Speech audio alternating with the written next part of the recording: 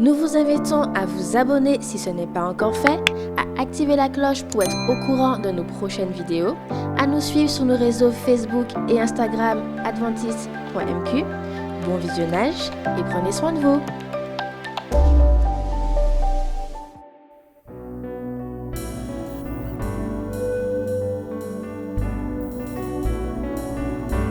En ce matin, nous voulons élever le nom de l'Éternel parce qu'il en est digne. Nous voulons lui adresser cette totale adoration. Alors toi qui nous regardes derrière cet écran et au-delà des mers, nous te souhaitons déjà la bienvenue à ce moment d'adoration et de partage. Sache une chose, à travers toutes ces difficultés rencontrées dans la vie et par rapport à la situation actuelle, ne cesse jamais de bénir ton Dieu, parce qu'il t'a fait ou te fera du bien certainement. Alors chante ce chant avec nous, je bénirai l'Éternel. Ensemble. Je bénirai l'Éternel pour tous ses offres. Sa louange sera toujours dans ma bouche. Je bénirai l'Éternel. Je bénirai l'Éternel pour tous ses offres. Sa louange sera toujours dans ma bouche. Je bénirai.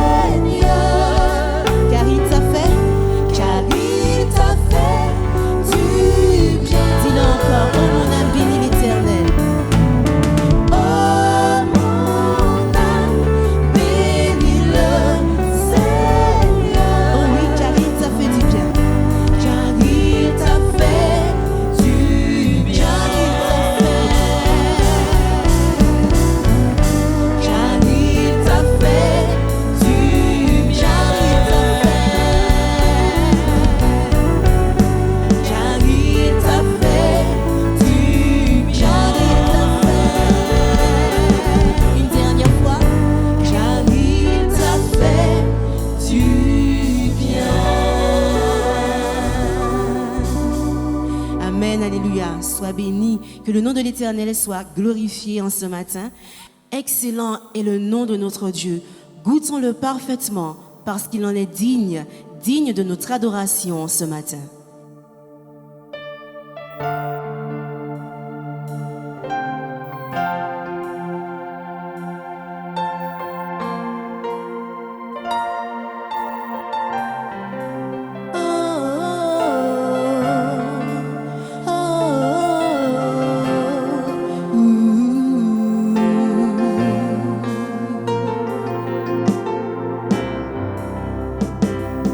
Ô Seigneur,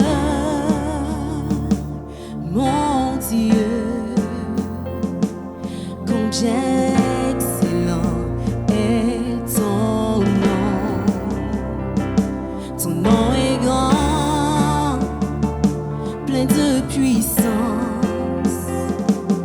Une tour forte pour me cacher. Ô Seigneur,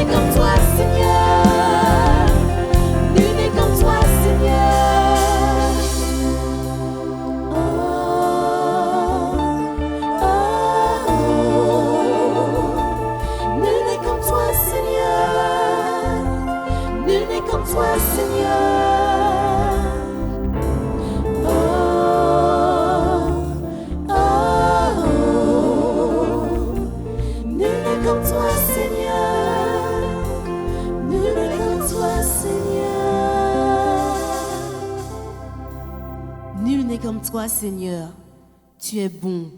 Et parce que tu vis dans nos cœurs, en ce moment, les musiciens vont adresser, eux, à leur façon, cette louange, parce qu'il vit.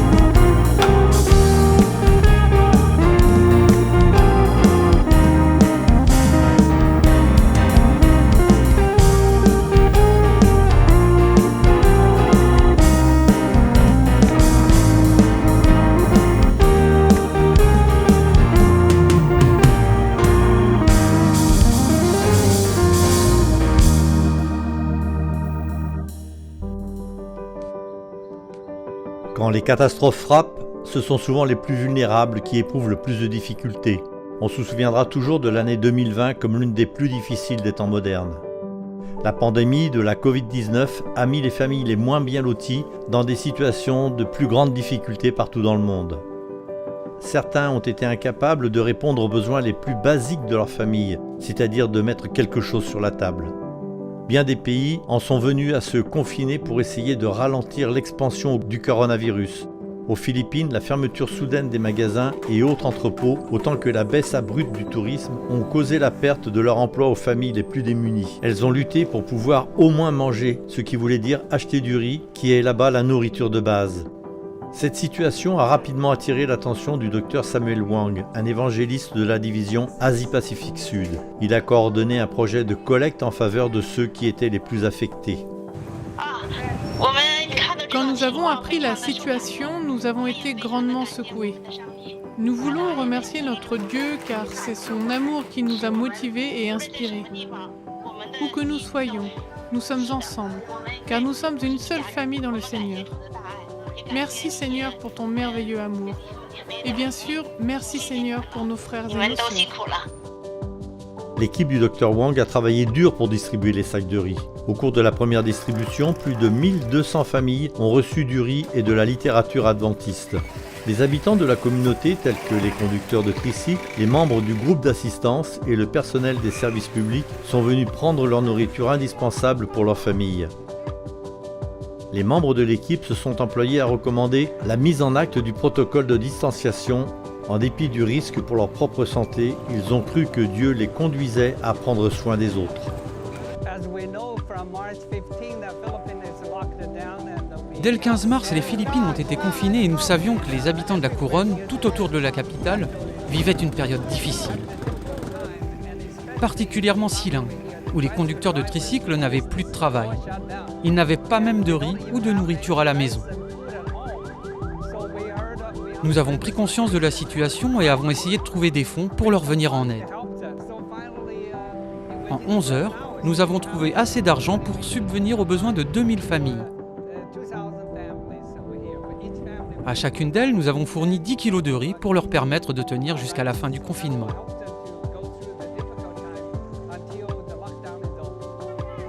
Les dirigeants du groupe d'assistance de la division Asie-Pacifique Sud ont fourni les noms des familles qu'ils connaissaient et qui potentiellement avaient besoin de nourriture. Les déshérités qui vivaient dans des baraques et des maisons de fortune dans 6 endroits différents de la ville de Silang ont été quelques-uns des bénéficiaires. Le second arrivage de riz a été distribué 4 jours après à 900 familles. En tout, plus de 400 sacs de riz ont été donnés. De la littérature adventiste y était ajoutée car l'équipe désirait répondre aux besoins spirituels de ces gens. Ainsi, nos membres se sont saisis de ces opportunités pour agir en différents endroits. C'est dans ces moments-là que nous pouvons réellement nous occuper des besoins des autres. Et nous n'avons fait que suivre les pas de Jésus, lui qui a passé son temps à aider les pauvres dans leurs difficultés. En fait, c'est ça être adventiste du 7e jour. Je parle en tant que conducteur de tricycle. D'avoir reçu ces 10 kilos de riz, c'est quelque chose de tout à fait spécial pour nous. Je suis reconnaissant. Je me sens comblé d'avoir reçu ce don de la part de l'Église adventiste du 7e jour.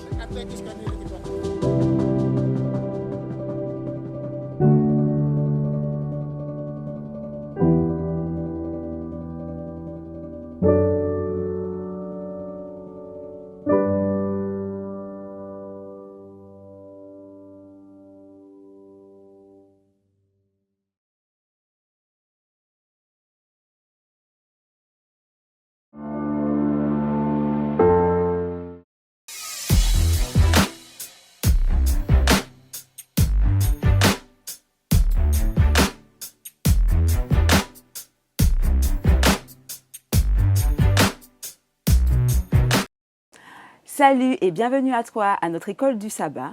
Avec moi sur le plateau, Florine. Comment vas-tu, Florine? Je vais bien, merci Saïda. Et Lisa. Comment vas-tu, Lisa? Ça va très bien, merci. Sans plus attendre, place à l'échange.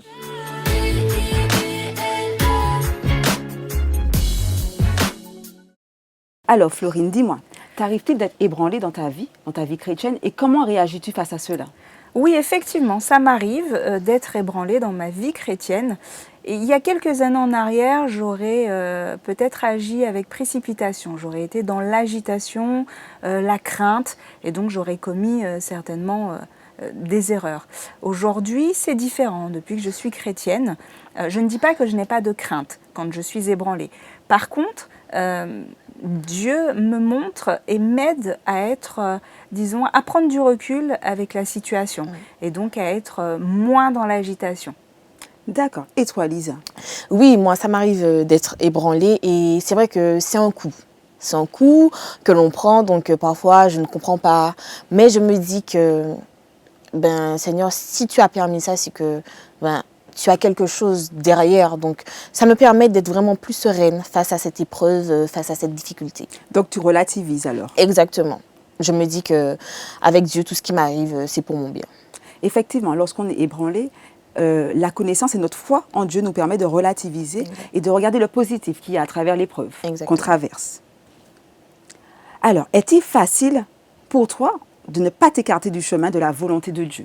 Est-ce que c'est facile en fait de suivre le chemin ou est-ce que c'est plus difficile par les temps qui courent? Eh bien, des fois, je dirais que c'est assez simple et des fois c'est beaucoup plus compliqué. Surtout dans le monde dans lequel on vit aujourd'hui et en tant que jeune, il y a des sollicitations, des tentations de toutes parts. Donc c'est vraiment pas facile de rester dans le droit chemin, dans le chemin de la volonté de Dieu. C'est pas facile.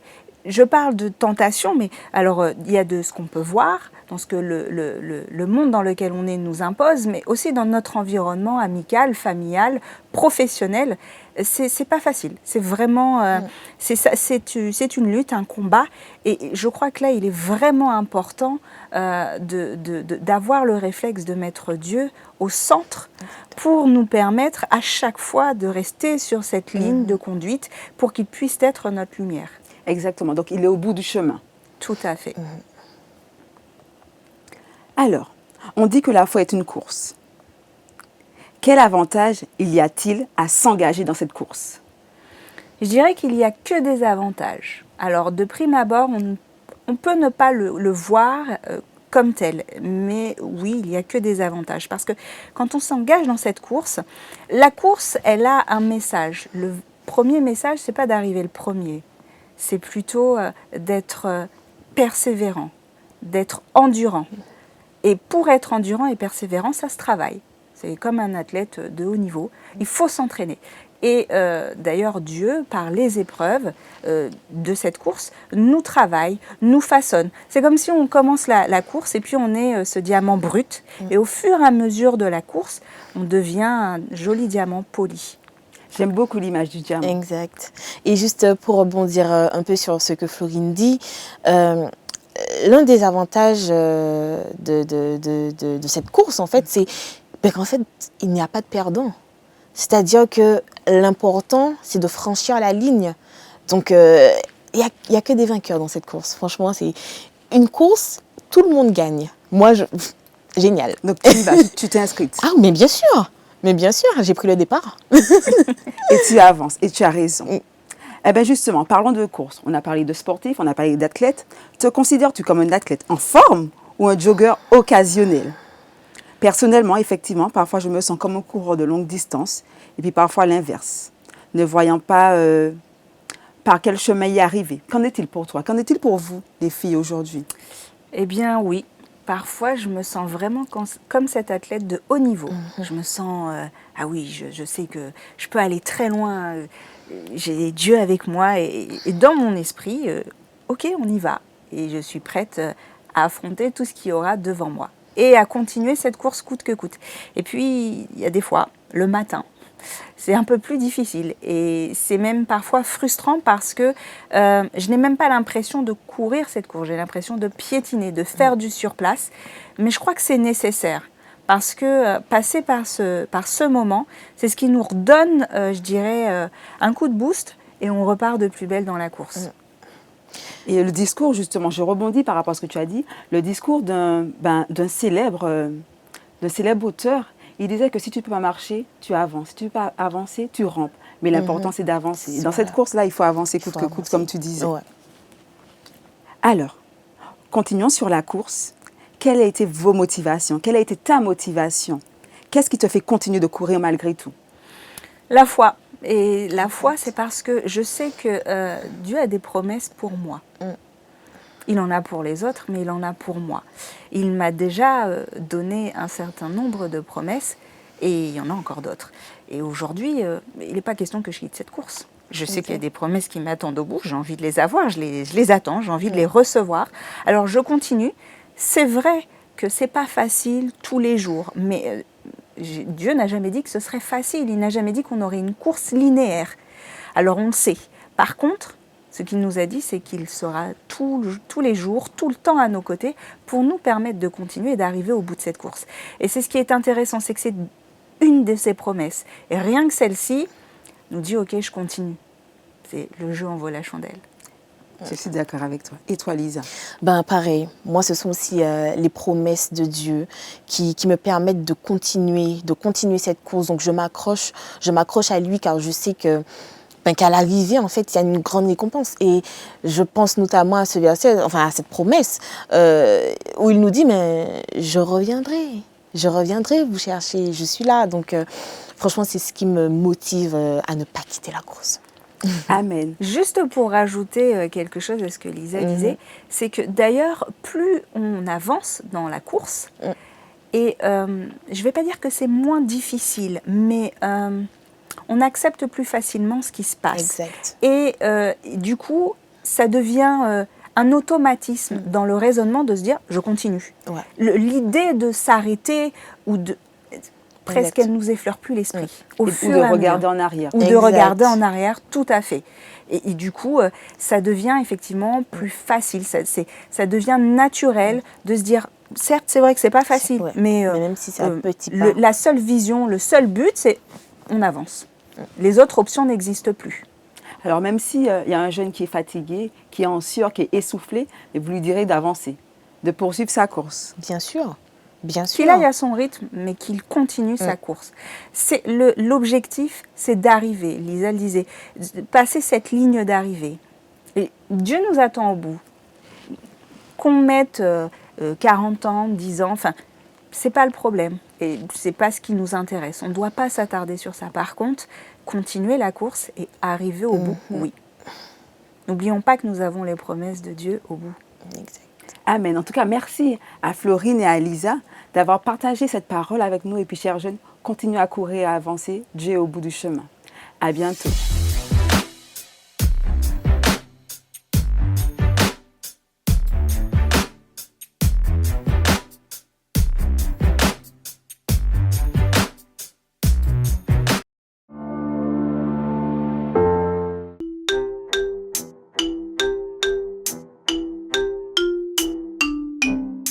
Cette vidéo est réservée à la section berceau.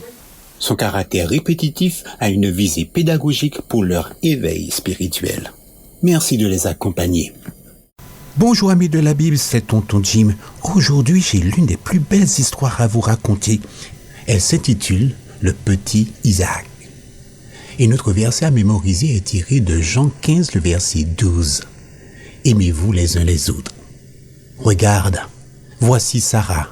Pauvre Sarah, elle est très triste parce qu'elle n'a pas d'enfant. Abraham est le mari de Sarah. Lui aussi, il est très triste de ne pas avoir d'enfant avec Sarah. Il est d'autant plus triste parce que Sarah pleure. Abraham aime beaucoup Sarah.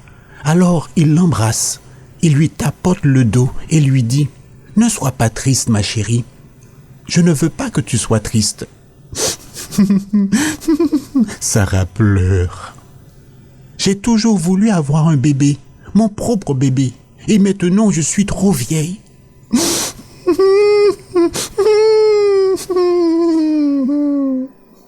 Alors Abraham dit à Sarah, je sais que tu veux d'un bébé, je veux aussi d'un bébé. Dieu nous a promis qu'il nous donnerait un fils, mais maintenant nous sommes si vieux, mais ne pleure pas, ma chérie, tout ira bien. Un jour, Abraham vit 3 hommes. Ils étaient étranges. Ils se tenaient debout près de sa tente. Ils avaient l'air fatigués après avoir fait un long voyage. Alors Abraham les interpella. « Venez par ici et reposez-vous un moment à l'ombre sous l'arbre, et je vous préparerai de quoi manger. » Les hommes étaient heureux.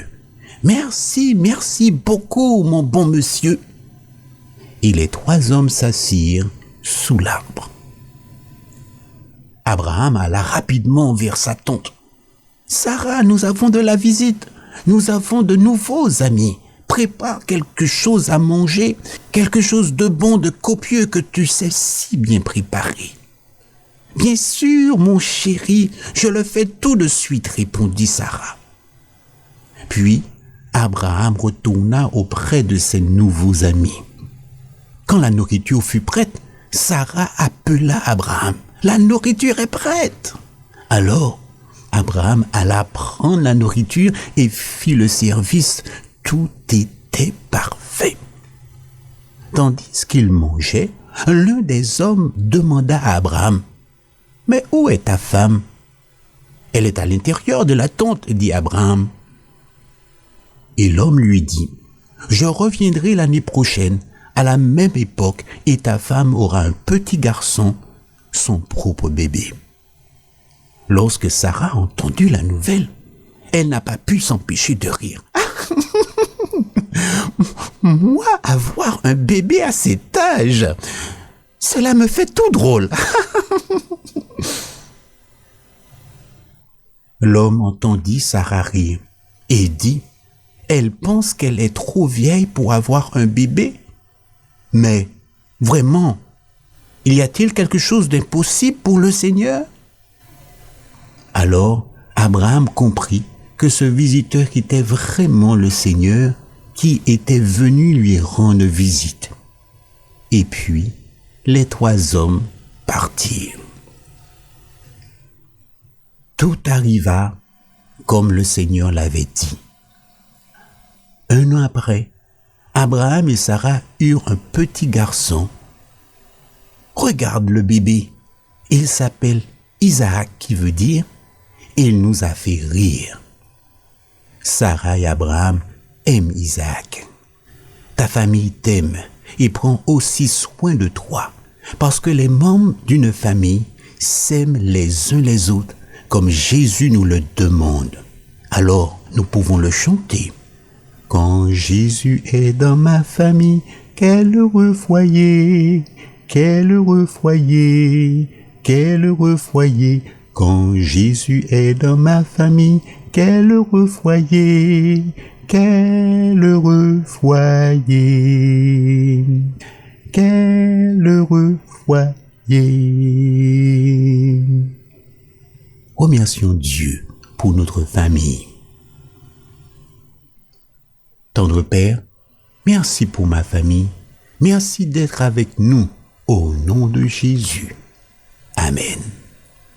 Rappelle-toi, ta famille t'aime et Jésus t'aime aussi.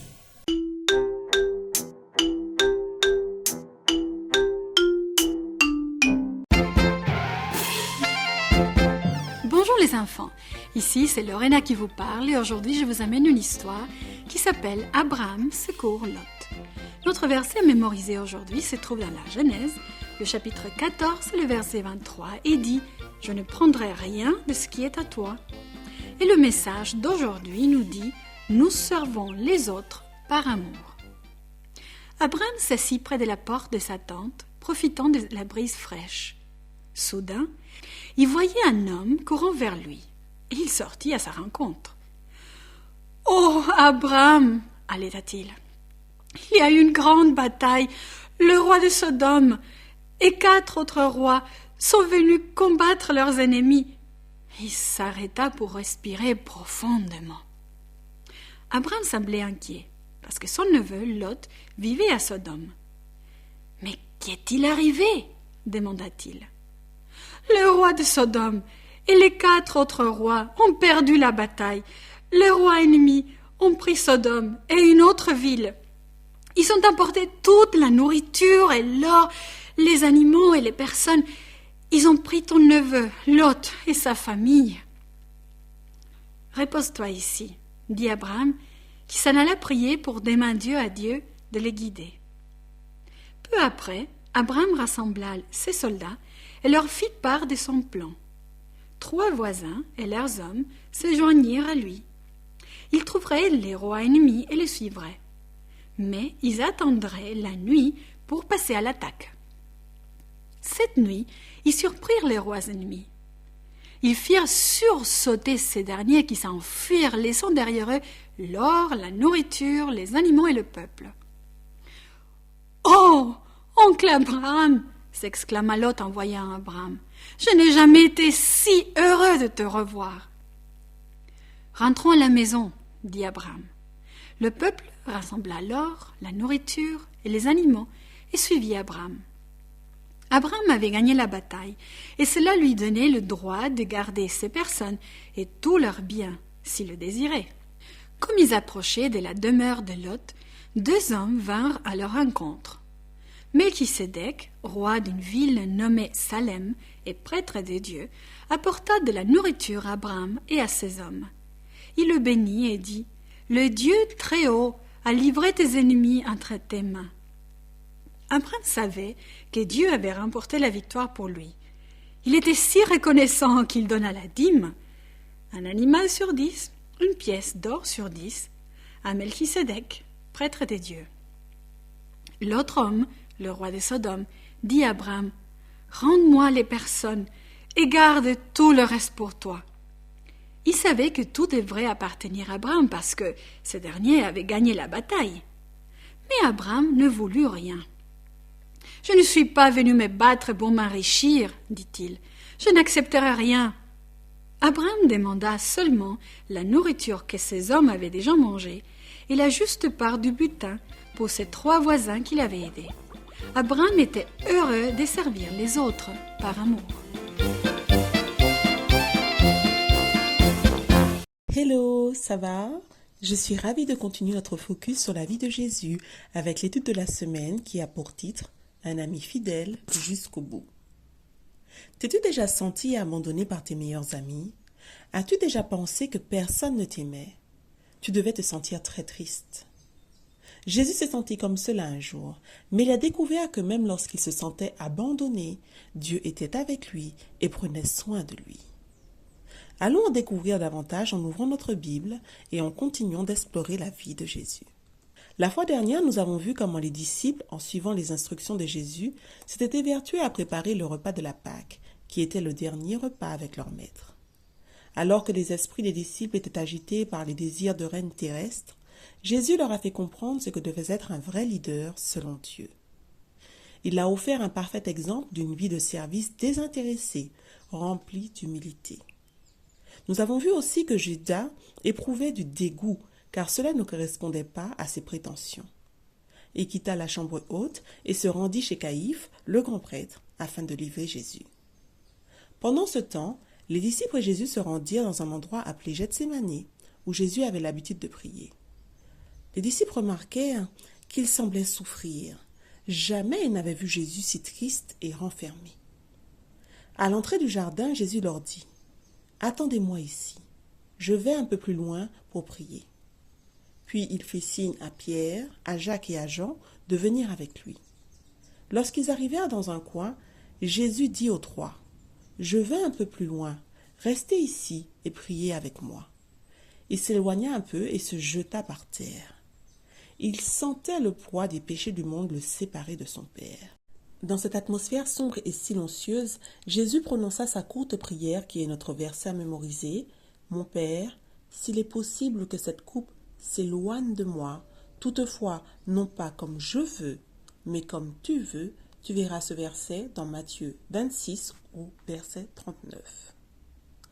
Jésus retourna auprès de ses disciples, espérant trouver auprès d'eux de l'aide et du réconfort. Mais ils dormaient. Pierre se réveilla en sursaut et ouvrit les yeux. Jésus semblait triste. Il lui dit « Ne pouvais-tu pas veiller avec moi 1 heure ? Faites attention de ne pas tomber en tentation. Vous voulez me suivre, mais vous êtes faible. » Jésus s'éloigna de nouveau pour supplier son Père. Quand il revint une seconde fois, les disciples étaient cette fois-ci profondément endormis. Une troisième fois, Jésus retourna pour prier. De nouveau, il supplia son Père, mais cette fois-ci, il accepta sa volonté et lui demanda la force de l'accomplir jusqu'au bout. Nous pouvons essayer d'imaginer comment Jésus se sentait écrasé par ce fardeau. Il pesait si lourd qu'il croyait ne plus pouvoir avancer. Ses amis qui le suivaient depuis un moment ne comprenaient pas son angoisse et n'étaient pas disposés à le soutenir. Cependant, mon ami, Dieu entendit sa prière et il vit toute la scène depuis son trône céleste. Et même s'il ne changea rien à la mission de Jésus, il lui donna la force d'aller jusqu'au bout. N'oublions pas que Jésus, à cet instant, consentait à offrir sa vie en sacrifice pour l'humanité. Alors, lorsque Jésus pria, il pensa à lui, à ses disciples qui dormaient et ne le soutenaient pas à ce moment précis, et aussi pour toi et moi. Son sacrifice est l'acte de service le plus grand jamais réalisé dans toute l'histoire humaine. Lorsque l'heure fut venue, Jésus réveilla les disciples endormis. Ils se sentirent sans doute très mal à l'aise, mais ils remarquèrent que Jésus semblait très calme. Il n'était pas triste comme il était auparavant. La paix inondait son visage. Jésus savait qu'il allait mourir, mais aussi que sa mort allait payer le prix des péchés du monde. Il souriait à la pensée que, par sa mort, les habitants du monde entier pourraient vivre éternellement s'ils croyaient en lui et l'acceptaient comme leur sauveur. Jésus savait que sa mort vaudrait la peine même si seulement une personne décidait de le suivre. Il voulait rendre cet immense service à toute personne qui vivrait sur cette terre. Mon ami, tout comme Dieu avait un projet pour le salut du monde et la vie de Jésus, il a aussi un projet de salut pour chacun de nous. Si nous suivons son plan, nous pourrons servir les autres et leur être en bénédiction. Dieu nous donnera la force de servir en toutes circonstances. Et lorsque le sentiment d'être mal aimé, abandonné ou de te sentir très seul t'assaille, n'oublie pas que Dieu est là.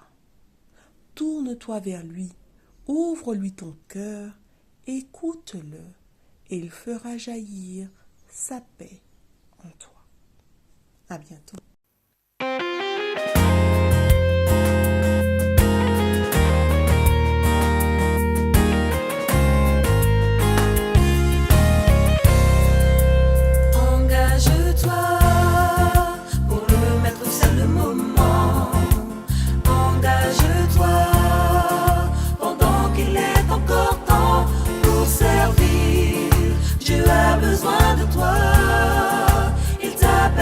Aujourd'hui, réponds-lui, me voici.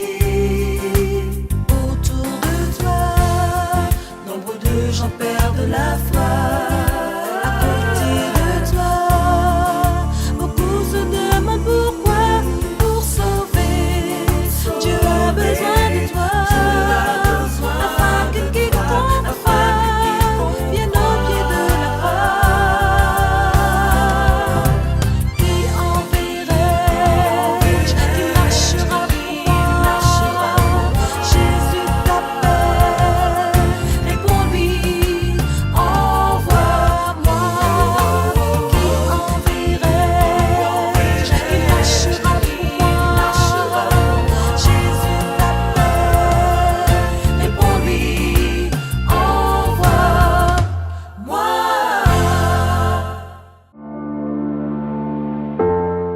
Top chrono! C'est parti les amis pour les Olympiades de la foi. Les Olympiades de la foi?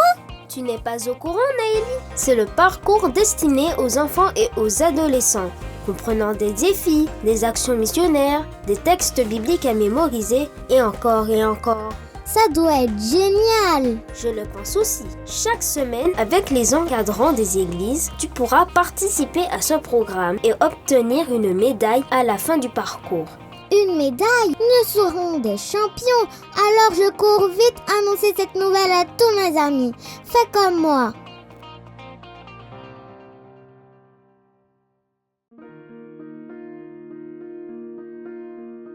Vous avez besoin d'aide. Vous souhaitez vous entretenir avec un pasteur, un psychologue, un conseiller en relation d'aide, La cellule d'écoute de la Fédération des Églises adventistes du 7e jour de la Martinique est à votre disposition, 7 jours sur 7, de 8h à minuit, au 0805 288 394. Cet appel est gratuit.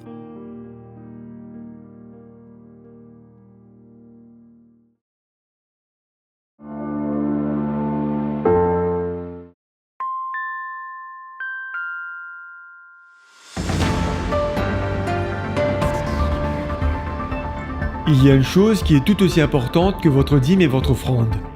C'est votre enveloppe. Eh oui, l'enveloppe virtuelle ou réelle dans laquelle vous mettez votre dîme et votre engagement.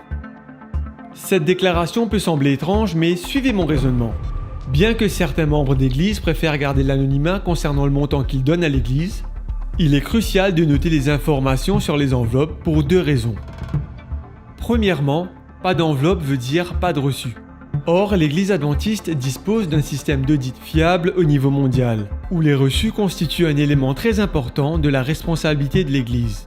Donc, si vous ne demandez pas de reçu, ce qui est votre droit, comment les auditeurs pourront-ils vérifier que les fonds de la dîme sont gérés convenablement? Deuxièmement, les 10% que vous comptez donner comme dîme ne peut être considéré comme tel, à moins de fournir cette information dans l'enveloppe.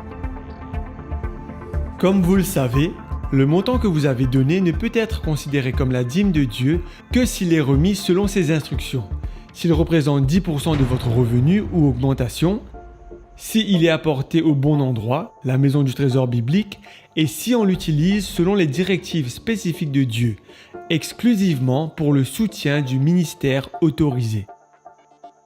Si vous ne stipulez pas sur l'enveloppe que c'est la dîme de Dieu que vous rendez, le trésorier de l'Église peut l'enregistrer différemment, le destinant à un autre but qui n'est pas voulu par Dieu. Ce ne serait alors plus la dîme. Dorénavant, souvenez-vous de ces 3 points importants lorsque vous rendez votre dîme et que vous donnez votre engagement. Premièrement, apportez-les dans le lieu fondé par Dieu, qui est la maison du trésor. Ensuite, souvenez-vous d'inclure vos renseignements personnels sur l'enveloppe virtuelle ou réelle, ce qui vous permettra de recevoir un reçu. Finalement, n'oubliez pas de dissocier la dîme de Dieu des offrandes, votre engagement, dans l'enveloppe. Ainsi, vous vous assurez que les fonds seront bien dirigés selon les directives divines. Mettons nos désirs en dernier et Dieu en premier.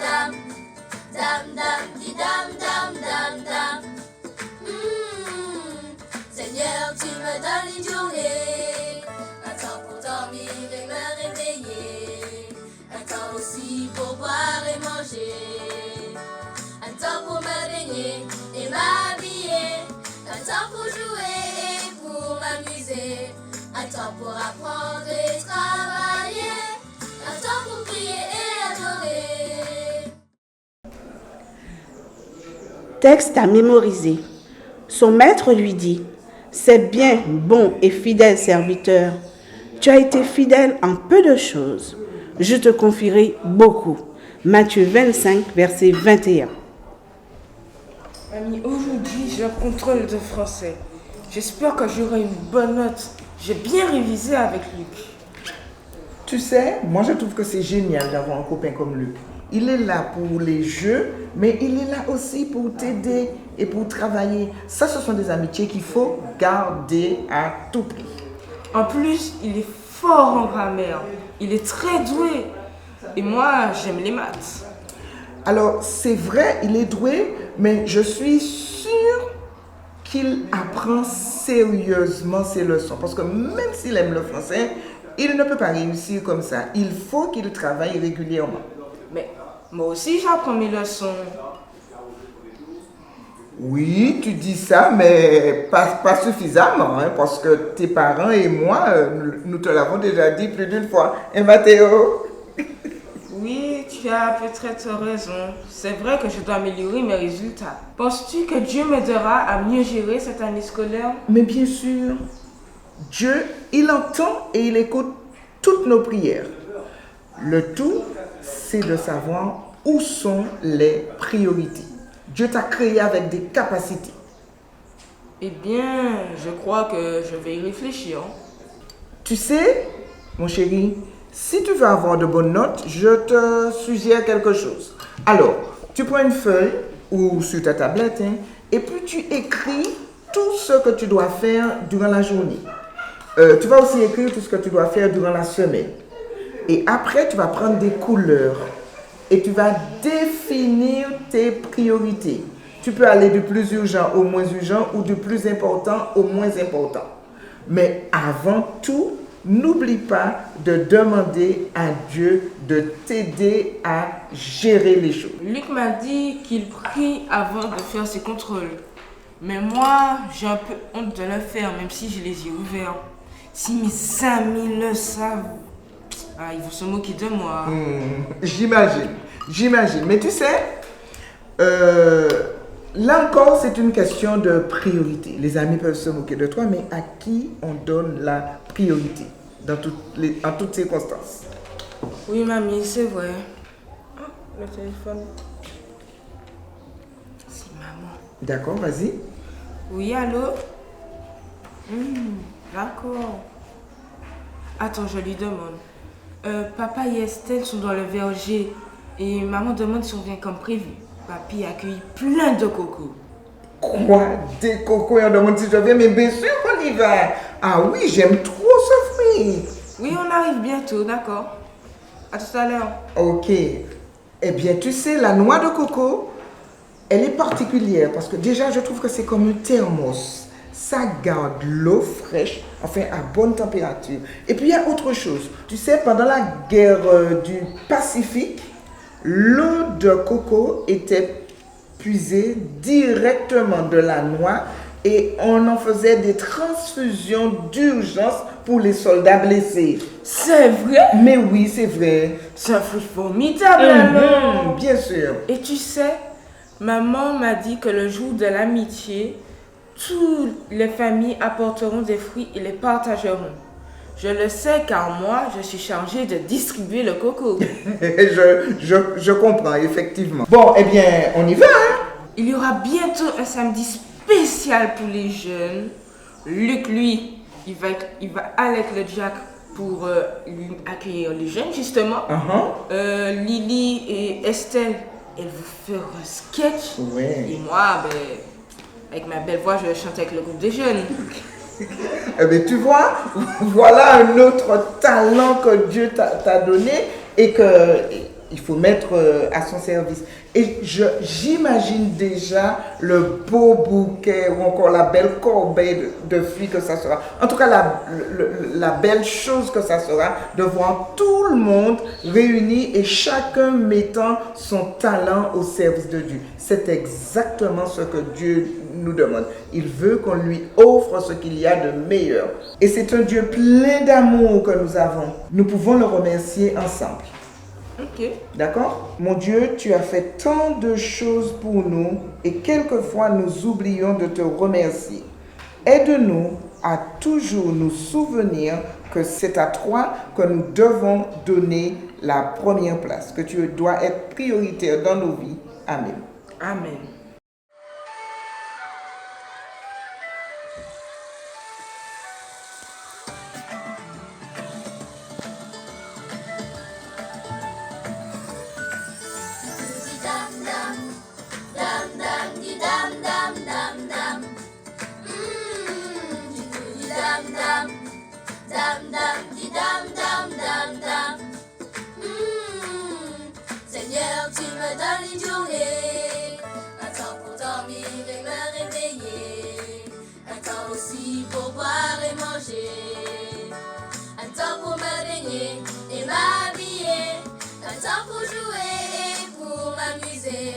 un temps pour apprendre et travailler, un temps pour prier et adorer.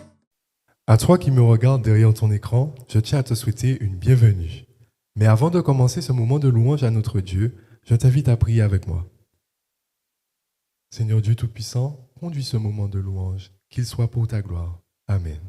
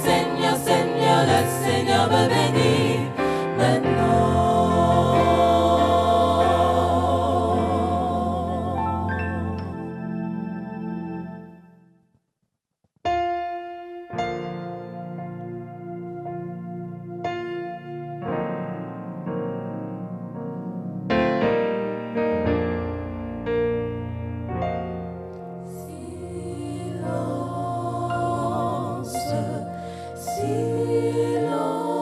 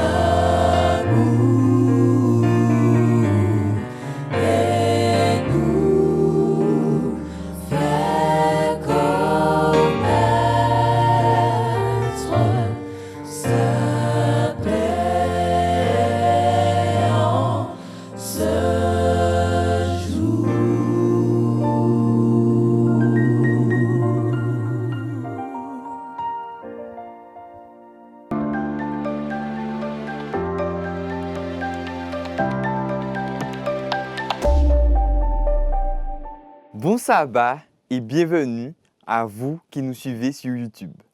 Nous allons échanger pendant un petit moment autour de la parole de Dieu dans le cadre de notre mois des jeûnes qui a pour thème « Ma vie, ma foi, ma victoire ». On va s'arrêter sur le dernier mot « victoire ». Pour qu'il y ait victoire, il faut qu'il y ait match, il faut qu'il y ait combat. Et pour pouvoir avoir la victoire, bien souvent, nous sommes obligés d'utiliser nos mains. Je pense par exemple aux boxeurs tels que Mohamed Ali, Mike Tyson ou plus récemment Tyson Fury qui ont eu besoin de leurs mains pour pouvoir gagner leur bataille sur le ring. Ou par exemple à LeBron James qui a dû utiliser ses mains pour pouvoir marquer tant de points, délivrer tant de passes décisives et prendre tant de rebonds pour pouvoir gagner les titres qu'il a aujourd'hui. Pour que ça soit un peu plus parlant pour ceux qui ne sont pas sportifs, par exemple, pour que nos mamans puissent nous préparer de bons petits plats que nous aimons tant et qui nous rendent forts, elles ont besoin, elles aussi, de leurs mains. Et si vous m'avez suivi, en ce matin, nous allons parler des mains. Le titre de ce message est « Et toi tes mains, quand n'aurais-tu fait ?» Alors, petit moment d'information sur les mains. Les mains ont plusieurs fonctions. On peut les utiliser pour toucher, caresser, avoir des sensations sur les mains, manger, s'exprimer, communiquer. Par exemple, j'utilise beaucoup mes mains pour communiquer avec vous aujourd'hui. Les mains ont 27 os et c'est l'organe le plus utilisé par l'homme. Je pense qu'il y a aussi la langue, mais la main vraiment s'avère être vitale dans notre vie de tous les jours. Sans plus tarder, je vous invite à aller avec moi dans Exode 4 à partir du verset 1. Alors, vous avez trouvé Exode 4? J'étais déjà à la page, moi.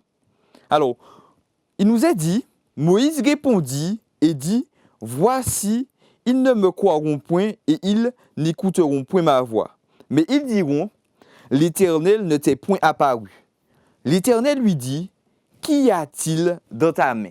On va s'arrêter au verset 2 à la question que l'Éternel adresse à Moïse. Petit résumé de l'histoire pour ceux qui ne connaissent pas Moïse, et ça fait toujours du bien de nous rappeler l'histoire de ces personnages de la Bible. Alors, Moïse naît à une époque vraiment compliquée. Le peuple d'Israël s'est multiplié depuis la mort de Jacob. Ils sont devenus tellement nombreux que les Égyptiens, pour pouvoir les garder asservis, les ont mis en esclavage. Et le pharaon avait donné comme mission, premièrement, aux sages-femmes qu'il y avait en Égypte qui faisaient accoucher les femmes hébreux, de tuer les enfants. Mais ces femmes, ayant la crainte de l'Éternel, n'ont pas tué les enfants. Donc après cela, le pharaon, ayant vu que son plan n'avait pas marché, a décidé cette fois-ci qu'à chaque naissance de jeune homme, mâle, il devrait être tué. La mère de Moïse fait preuve d'un courage extraordinaire. Elle va utiliser ses mains pour confectionner un petit panier en roseau, mettre Moïse dedans et le mettre sur le Nil. Le Nil à cette époque avait des crocodiles et des hippopotames et je pense que ça devait être vraiment dangereux. Mais le Seigneur a veillé sur Moïse et Moïse a été trouvé par la fille du Pharaon. Moïse a été trouvé par la fille du Pharaon et il est sauvé. La fille du Pharaon va s'apercevoir que c'est un enfant hébreu. La sœur de Moïse va se manifester et Moïse va avoir l'éducation hébreu et l'éducation de la crainte de l'Éternel et de la connaissance de l'Éternel transmise par sa mère et son père au cours des premières années de sa vie. Puis, à un âge un peu plus grand, il est allé vivre avec Pharaon. Et Pharaon était le plus grand roi de son époque. Alors Moïse était aussi dans la cour des grands. Il a pu avoir une éducation en termes mathématiques, sciences, militaires. Moïse était un grand de son époque. Malheureusement, il assiste à une agression d'un Égyptien sur l'un de ses frères hébreux. Et quand Moïse va dans le secret, quand il n'y a plus personne, il tue cet Égyptien avec ses mains à nouveau. Moïse se retrouve obligé de fuir et va passer des années dans le désert à vivre comme un paria. Après cela, le Seigneur va s'adresser à lui pour lui dire, bon Moïse, j'ai besoin de toi, on y va, j'ai besoin que tu délivres mon peuple. Et il demande à Moïse, qu'y a-t-il dans ta main? Moïse n'avait qu'une verge. Mais pourtant, nous connaissons la fin de l'histoire, le Seigneur va l'utiliser pour pouvoir délivrer son peuple. Moïse, qui se considérait comme paria, grâce au Seigneur, le Seigneur a fait des miracles avec ses mains. Il a pu ouvrir la mer Rouge avec ses mains, guider un peuple complètement têtu, prendre les tables de pierre et les ramener auprès du peuple. Il a été un vrai leader, car Dieu avait confiance en lui. Et Dieu a confiance aussi en nous. Il sait que nous pouvons réaliser des choses extraordinaires avec nos mains. Cette fois-ci, j'aimerais vous parler encore d'une autre histoire. Elle se trouve dans Luc 9, le verset 13. Alors, je vous invite à tourner les pages de vos Bibles avec moi. Luc 9, le verset 13.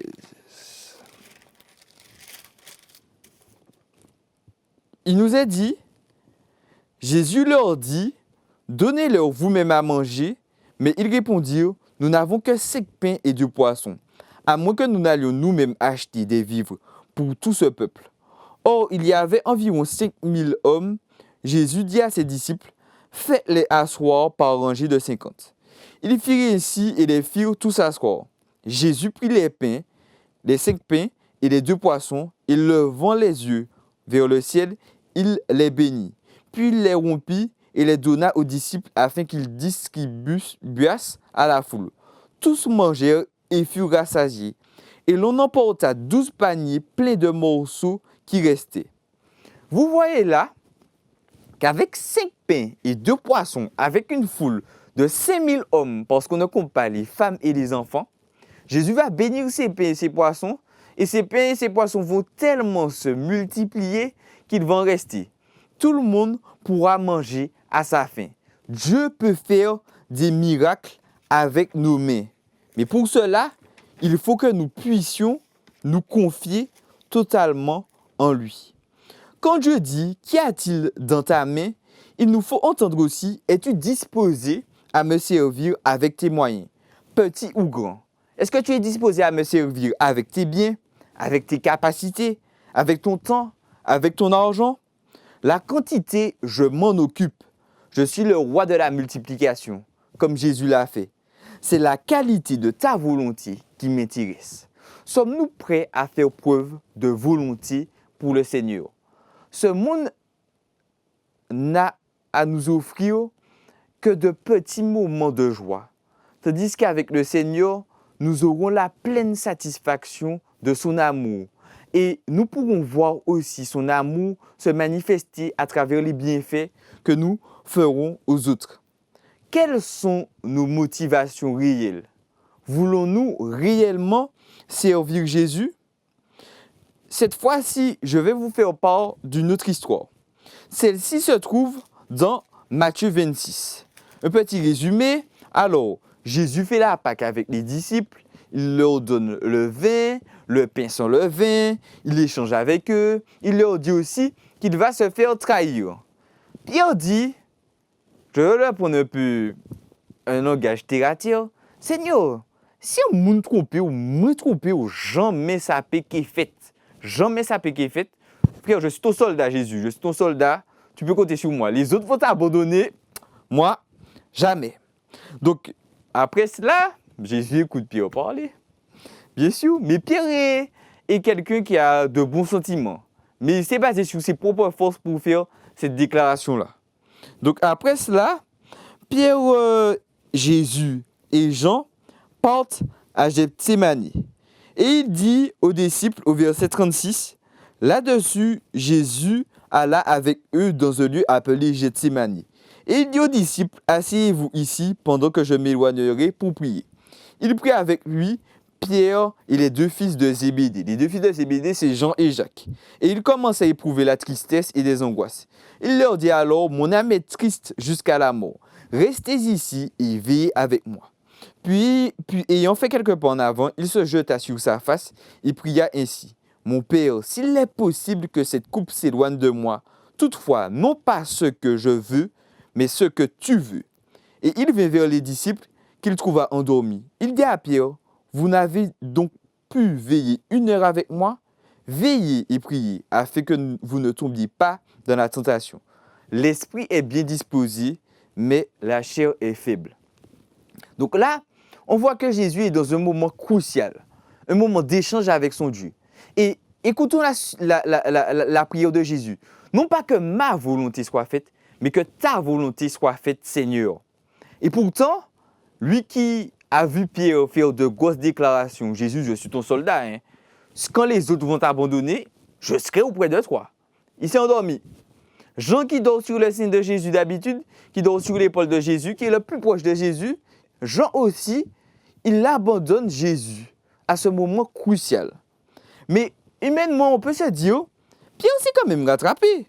Puisque par la suite, on va voir que Pierre, quand il va venir saisir Jésus, Pierre va dégainer son épée. Comme un vrai soldat, il va couper les oreilles d'un homme appelé Malchus, qui est un serviteur du sacrificateur. Et Pierre a réagi de façon humaine. Jésus n'avait pas besoin de Pierre de façon violente. Il avait besoin du soutien moral de Pierre à ce moment.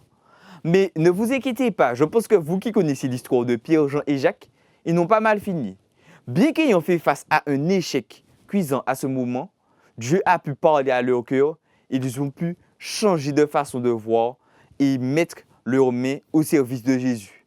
Car lors de la Pentecôte, ils ont baptisé et présenté l'évangile à 1 millier de Juifs. Et grâce à leur travail à ce moment-là et durant toute leur vie, aujourd'hui, je peux échanger avec vous de l'amour merveilleux de Jésus. Alors, revenons à cette histoire où Pierre coupe l'oreille de Malchus. Et Jésus va encore à nouveau utiliser sa main. Jésus a tendu sa main sur l'oreille de Malchus et sans opération, sans anesthésie, l'oreille de Malchus revient en place grâce à la main de Jésus. On peut voir cela aussi comme un exemple de Jésus qui nous tend sa main pour nous guérir du péché. La question est, voulons-nous prendre la main de Jésus? Voulons-nous la prendre? À travers l'exemple de Jésus, nous pouvons voir les beaux effets qu'une main peut avoir guidée par le Seigneur. Il y a encore un autre verset qui parle des mains. Il se trouve cette fois-ci dans Matthieu 5, le verset 30. Et il nous dit, « Et si ta main droite est pour toi une occasion de chute, coupe-la et jette-la loin de toi, car il est avantageux pour toi qu'un seul de tes membres périsse et que ton corps entier n'aille pas dans la géhenne. » Bon, là, c'est pas à prendre littéralement mot pour mot. Je ne vous invite pas à vous couper les mains. J'ai fait l'expérience d'une petite blessure au tibia il y a 2 semaines. J'ai eu quelques points de suture et j'ai souffert. Donc, vaut mieux pas couper ses mains. Mais là, ici, il nous est parlé de façon symbolique. Il nous est parlé de façon symbolique de volonté. Il faut que nous puissions faire preuve de volonté. Comme l'a dit Jésus dans Matthieu 26, l'esprit est bien disposé, mais la chair est faible.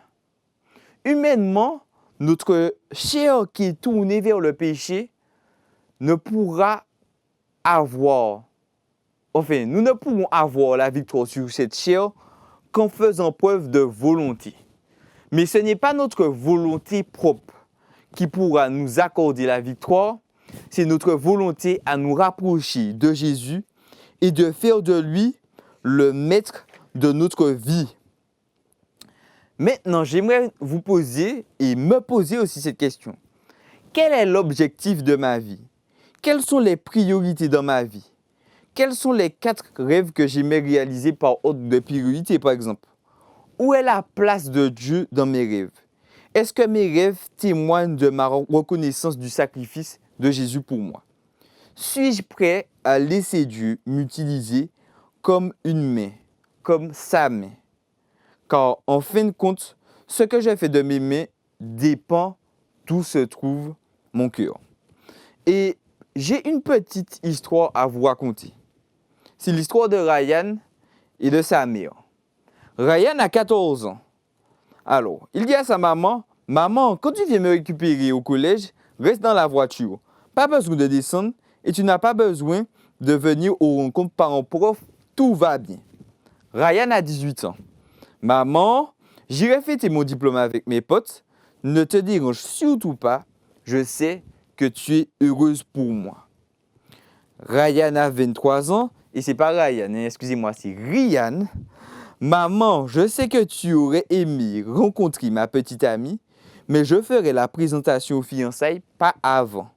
C'est pas toi, c'est mon choix. » Ryan a 28 ans cette fois-ci. Au téléphone, il dit « Maman, ça y est, mon parti a gagné les élections. Tu te rends compte? Oui, je sais, tu as prié pour moi, je te remercie. Je suis le plus jeune maire du pays. Une fête, oui, c'est prévu ce soir à la mairie. D'ailleurs, j'y vais. Je ne veux pas être en retard. Il est tard, tu vas dormir, toi. Je t'embrasse. Je passerai à la maison trinquer avec toi ce week-end. Bonne nuit. » Durant la fête, le téléphone sonne. « Monsieur le maire, c'est la sécurité. Il y a une femme qui insiste. Elle veut monter. Elle dit qu'elle vous connaît, mais n'a pas de carton d'invitation. » « Écoutez, faites votre travail, pas de carton en notre part, » dit Ryan. « Oui, mais elle insiste. » Dans la tête de Ryan, les dernières années de sa vie ont déroulé en un flash. Ce genre de situation, il l'avait évité à maintes reprises.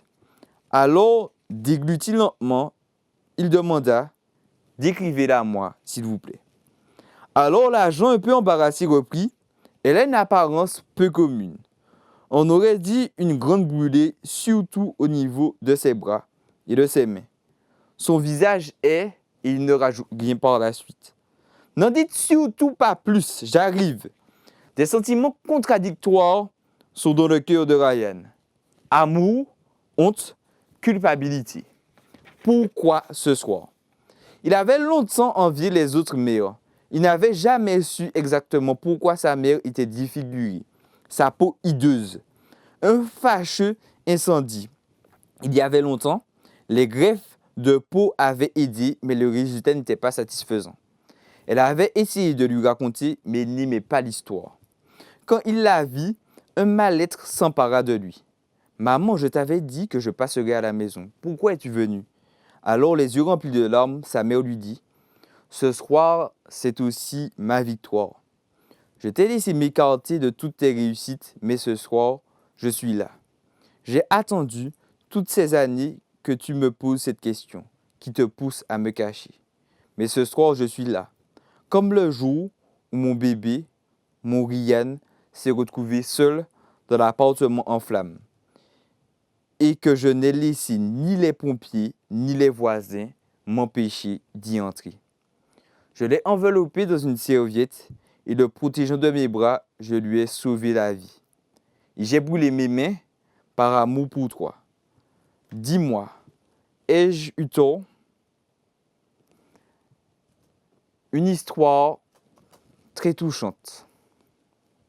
Très, très, très touchante. Et toi, tes mains, qu'en aurais-tu fait? Animé du Saint-Esprit, jusqu'où iras-tu par amour pour celui dont les mains ont été clouées sur la croix pour toi? Jésus a fait encore plus que la mère de Ryan pour l'humanité.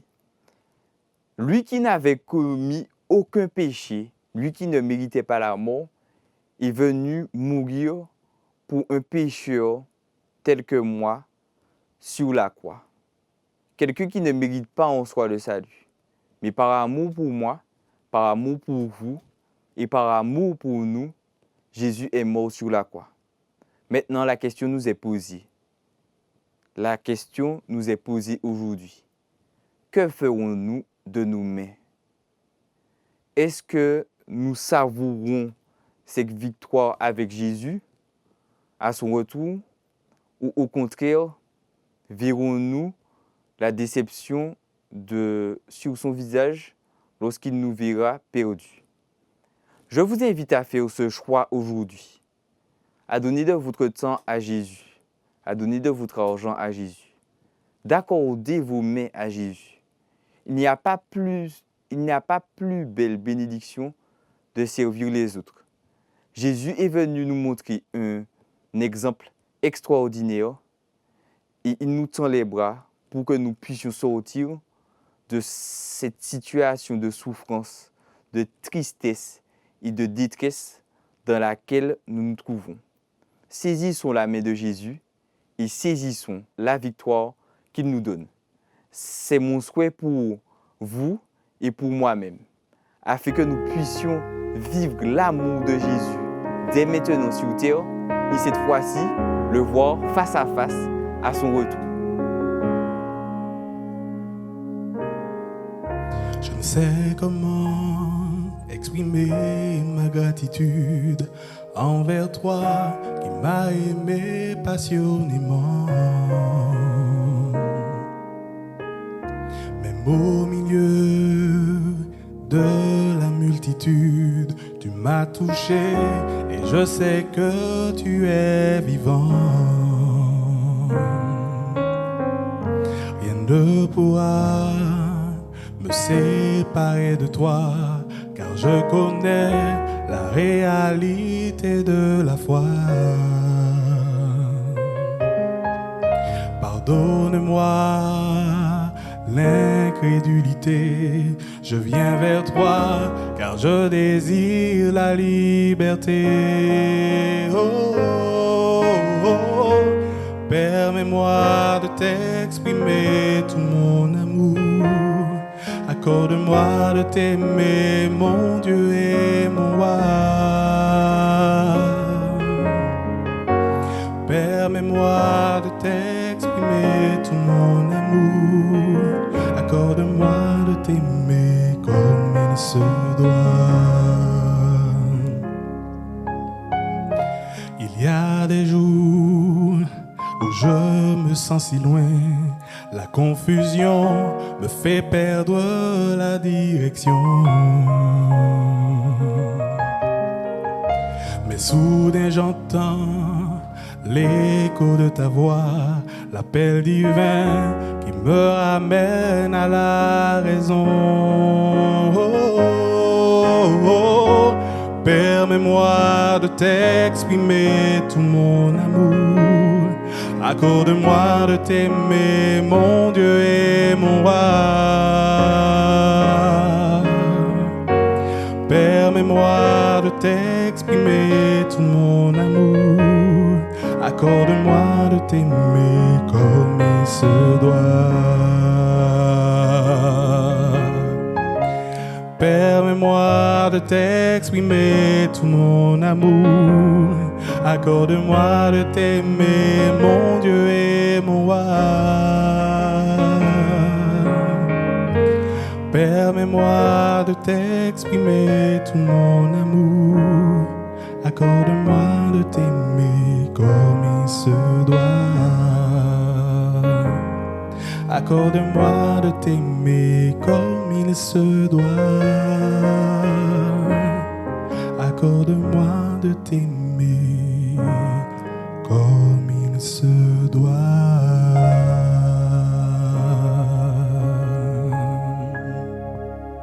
Nous allons prier. Notre Dieu, notre Père, nous te remercions pour le sacrifice de Jésus, ton Fils, qui s'est donné par amour pour nous. Seigneur, aide-nous à prendre conscience de ce sacrifice, à faire preuve de volonté afin de pouvoir utiliser nos mains et nos têtes tout entiers pour te servir et pour aussi parler des autres de ce Sauveur qui a donné sa vie pour eux individuellement. Je t'ai prié, je n'ai aucun mérite et je te demande d'accomplir ta volonté dans nos vies. Au nom de Jésus ton Fils. Amen. Nous vous invitons à vous abonner si ce n'est pas encore fait, à activer la cloche pour être au courant de nos prochaines vidéos, à nous suivre sur nos réseaux Facebook et Instagram adventiste.mq, Bon visionnage et prenez soin de vous.